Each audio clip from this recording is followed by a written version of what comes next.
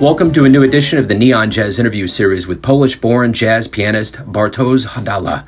In early May 2020, he opened up about his new 2020 CD, 3 short stories, and the strange new COVID-19 world of no live jazz. A decade ago, he embarked on an adventure to New York City and was around talented musicians and legends like Randy Brecker and Lenny. He moved on to Toronto in 2010 and began to focus on new musical directions. Have a listen. Hopefully talking about the music is a little bit of an oasis away from things.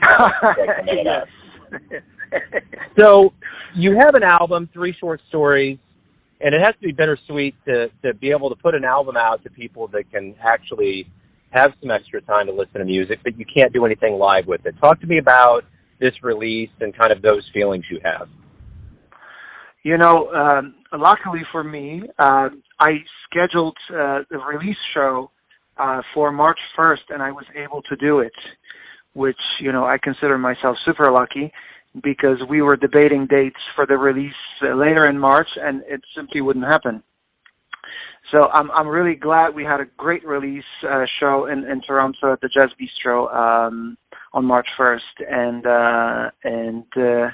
so, you know, that's been great. Also, you know, I'm kind of, you know, happy that the music is out right now, all major streaming platforms, and now people can really access it. And I had some promo done through All About Jazz website, so I'm hoping that some people get to know the music through that, you know, site. And overall, I'm happy. I got some reviews in already, and I hope it's going, you know, in the right direction.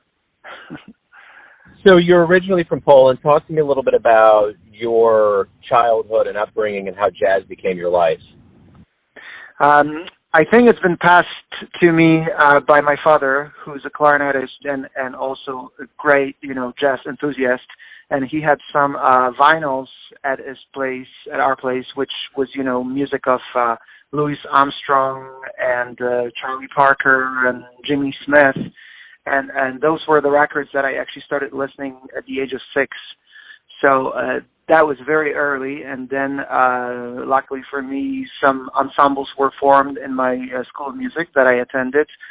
So I got into playing a little bit of Dixieland music. And then later on, I went to jazz camps, which were very popular, still are in Poland, where you meet people, not only Polish musicians, but also guys coming from Berklee College of Music and other great schools from Germany. So I got some information and theory and knowledge that I needed. And from then, I started dreaming about going to Berklee. I applied. I went to audition for them in Paris. I did get in, but unfortunately didn't have enough money to actually go and study there and had to put that dream on hold. Went to Ukraine to study piano a little. And later on, I got invited to go and study jazz at Western Michigan University in Kalamazoo, Michigan. And I went there, and I spent 5 years in my undergrad years there studying jazz. And you also spent some time in New York City. Talk to me a little bit about that. That was right after I finished school. I went there, you know, to look for fame and a lot of money. And I pretty much found none. But, you know, it was the greatest experience ever, honestly. I was being a church organist there. I was pretty busy accompanying singers on those, you know, off-Broadway things, productions also in the clubs where singers were just trying things out. And on top of it was jazz wherever I could, and with, you know, whoever I could play, I was pretty much ready to do so. So within 6 or 7 years, I met enough people, including guys like Randy Brecker and you know, Johannes Vandemiller and many other guys who were actually on my first record, the runner-up.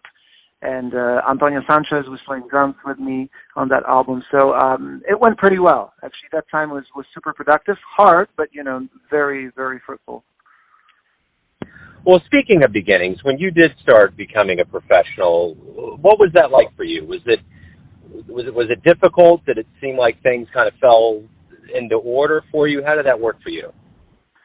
It felt right. It wasn't obviously very easy, but it's that age, when I was in my late 20s, I was determined to make this happen. So I would go meet people, talk to them, and try to play. And that's pretty much what everybody did in New York, around that time. Guys are still doing the same thing. It was just, staying, being consistent and meeting, more and more people. And honestly, New York seemed very, very open for guys who had something to say and who, I write my own music, so I found enough people interested in playing that music. So I thought it was, I have really fond memories of New York, and meeting the people that I met there. So what was the first live jazz show you saw that made you think, man, this is something I'd like to do with my life? Honestly, that was Chick Corea's Second Electric Band in Warsaw in probably 1994. I was 17 years old. I went there and, I was totally blown away. I couldn't believe these guys were actually playing that kind of music live, Yeah. So that was something. Without a doubt. So did you always have dreams of leaving Poland and getting to another place, or how did all that happen for you? I did have those dreams, right away. For some reason, I wasn't, super smart to kind of, deduct, kind of come to these, thoughts. Like I felt like I had to go and study jazz in America. Like that was always my dream. I knew that I had to go to the source and study with those guys who invented the genre. And there was no question about it. I'm glad I felt that way, and I was persistent enough to kind of make it happen. Because if I stayed in Poland, that would be a little different. We do have, let's say, a variant of jazz, Polish jazz kind of thing, which has those Slavic influences and the folk music that comes from that area. But jazz as it was invented in America, I think should be studied here if you really, really want to get to the source and the core of things. So I'm really happy I pursued that, and it took years of praying and practicing and doing the right thing, and I'm really glad that people like Professor Tom Kniffick made it happen from Western Michigan University. What do you like best about being a musician? What I like best about being a jazz musician is that we have so much information and so much knowledge, and we are unafraid to do things that, my gigs these days are, church, accompanying, writing music, arranging music, and finally writing my own music, arranging it, and having fun with it. So versatility of a jazz musician is pretty amazing around the world, right? It's across the planet, and especially these days when all the jazz guys more or less had to go through classical training that gave them more chops and more skills, like even sight reading skills, and that's very important in today's world. You actually have to be open-minded and be ready to do anything, that comes your way if you want to make a living doing that. Well, I guess more specifically, why do you love jazz? I think it fits my personality. That's what I heard from one of the psychologists once. I like to improvise, and I love having fun with guys. I love interaction, and I love that real element. I played plenty of classical music in my life. I performed that music, and as you know, it's more of a theater act. You have to get on stage and be true to the script and convey it in a way that people will kind of feel it's your own. It's a totally different skill. It's being an actor.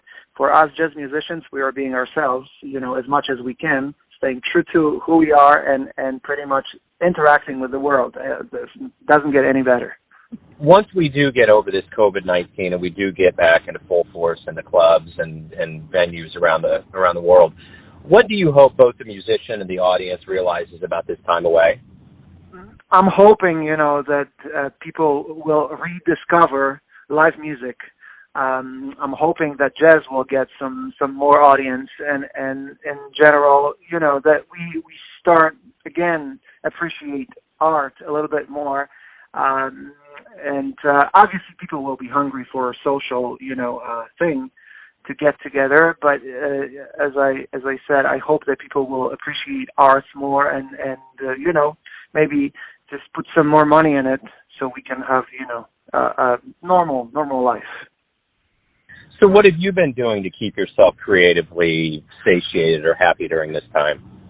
I'm actually, I've never done it before. I just started it just when this whole pandemic kicked in. I started recording some of my arrangements of Chopin's music and putting it out on my Facebook page for people to enjoy. And some people have been, really happy hearing that music and those arrangements. I finally got them out in a way I wanted to before, and it's also a very good learning curve for me, like to see how this whole thing works, the online thing, and kind of interacting more with people that way. I haven't done much of it before. I was more of a kind of performance guy, on site in a club or stuff like this. I know people have been doing online things for years, but, I pretty much can say that I kind of just started. And, it opens up possibilities. Of course, we have to be aware of the fact that, 50 million people are on the phone each day. So if we can get that online thing going, it can only bring us good things, I think. Yeah, I think there's going to be things that are going to come out of this that's going to revolutionize the way that not only music is delivered, but everything. Everyone has a perception of you, your family, your friends, your fans, but you're living your life. Who do you think you are? Who do I think I am? Well, I think of myself as a musician, but that's, something that keeps me grounded. I'm also a father of 3 kids, and, I have some family stuff to take care of every day.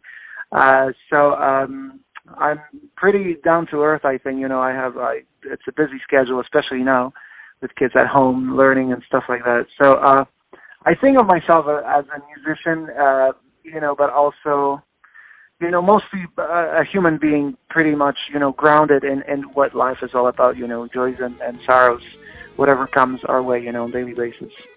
That's a great answer. A great way to wrap everything up. Hey, thanks for taking a minute out during this COVID-19 world. I appreciate it. Thank you, man.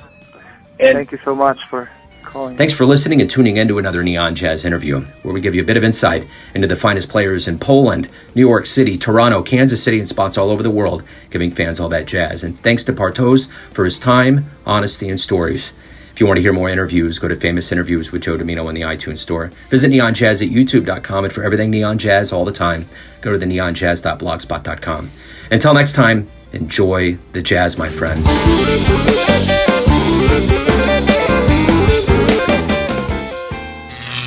Neon Jazz.